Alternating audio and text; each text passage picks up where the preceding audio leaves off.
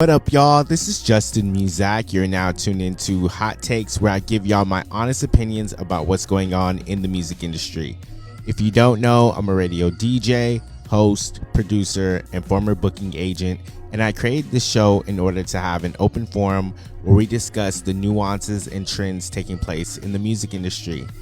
And this week, I wanted to ask y'all, do you think that we as fans love when our favorite artists stay in their toxic ways? And in my humble opinion, I would say yes. There's no doubt that artists share their traumatic events in their music, and that automatically allows us to relate to what they're saying, what they've been through, and everything in between.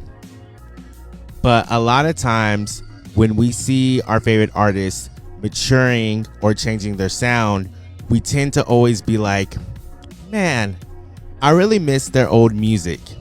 Case in point, Eminem. Throughout the last 2 decades, a lot of Eminem fans have been like, Eminem was doper when he was on drugs. And I also remember before Kanye was really going crazy in the media, people would always say, I love the old Kanye. Or another artist that people tend to love when they're sad or self-deprecating is Mary J. Blige.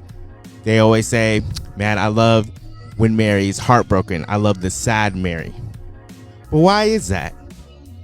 I personally believe it's because a lot of times we haven't gone through our own healing journey yet, and we tend to latch on to a lot of music that gives us comfort. And so when our favorite artist drops new music and it's not on the same toxic stuff that they were before, we tend to be like, man, I miss the old so-and-so. I'll never forget, I was on Instagram, this was like 2018, and Bryson Tiller ended up in a new relationship. And so many people were like, oh man, that means this next album, we're not gonna get any real bops. And it's like, this man found love.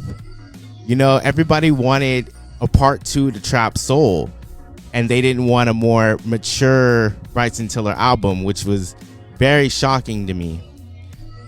Now, Drake, he just dropped a new album for the Dogs. And even though he's still kind of stuck in his toxic ways in a lot of ways, people are saying, when is Drake gonna grow up? When is he going to mature? A lot of hip hop heads want him to do like a Jay-Z 444. And a lot of Drake fans actually like this album. Some don't. But I personally feel like Drake knows what he's doing at all times. He knows that his true fan base is going to appreciate him being petty, him talking about his exes, him talking about his luxurious life, and all the rest of it. Now, I get when artists try something different. Like when Drake did Honestly Nevermind. You know, he did music, or he made music that was more house focused, more EDM central and everything like that. I get why some people would be like, oh, that's a little too left. But when it comes down to the lyrics and the subject matter of the album, I think we as fans can't get mad at the personal growth that the artist is going through or is taking place. Because wouldn't you want that for your friend? Wouldn't you want that for a family member of yours? Wouldn't you want that for yourself? And that's something I gathered while thinking about when fans go ahead and say, I want the old artists back.